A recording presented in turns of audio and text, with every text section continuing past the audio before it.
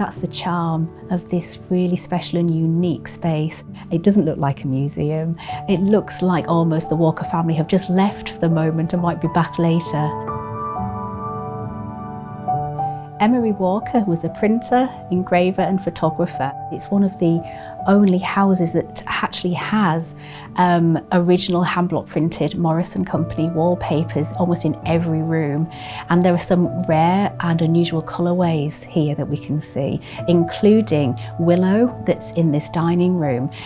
It's an unusual colourway, but what's really interesting and special about it is it has this beautiful bubble effect in the background. Willow is usually seen without that background, and it really adds to the beauty of this design. But William Morris fits into our story because he was a close friend and colleague and collaborator of Emery Walker. He lived a very short distance down the road from where we are in Hammersmith at Kelmscott House.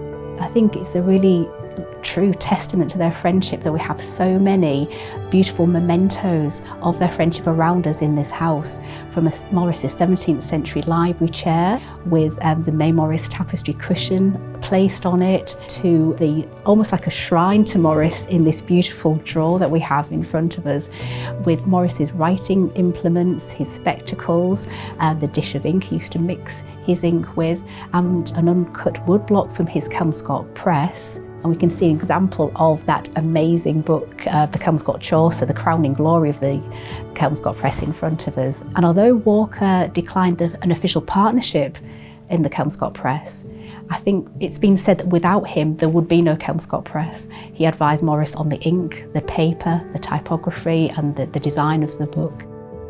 What's very poignant is the book was printed just a few months before Morris died, and Walker was there during Morris's last illness. A lock of his hair was cut for Walker, and we can see that in the Morris drawer. There are so many special objects in this house, but I think one of the highlights in this particular room is the May Morris tapestry cover that's placed upon William Morris's 17th century library chair that was from Kelmscott House. You can see the inscription on there, MM to EW, May Morris to Emery Walker, and I think that really shows the beauty and close friendships of the Walker family with the Morris family.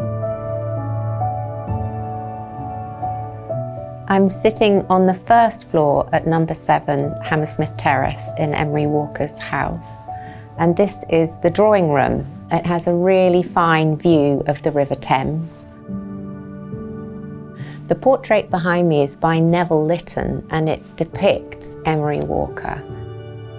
The wallpaper that is in this room is called Wallflower, and it was designed in 1890 by William Morris.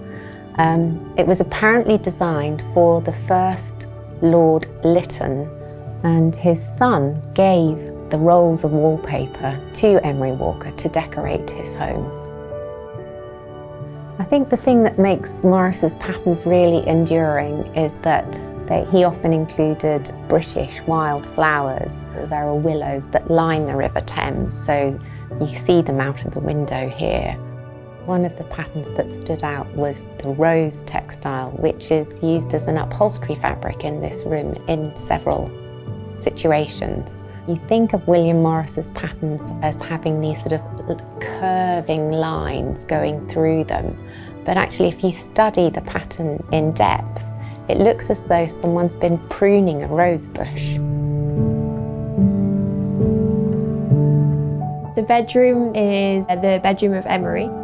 So the most special piece in this bedroom is the amazing coverlet that we have here on the bed. So this was hand embroidered by May herself. May lived a couple of doors down from here, and she had her own embroidery workshop.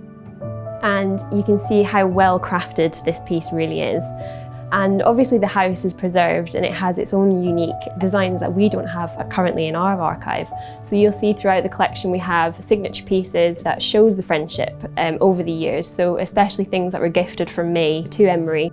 We have the amazing blanket here, which was embroidered by May, which we have in the collection.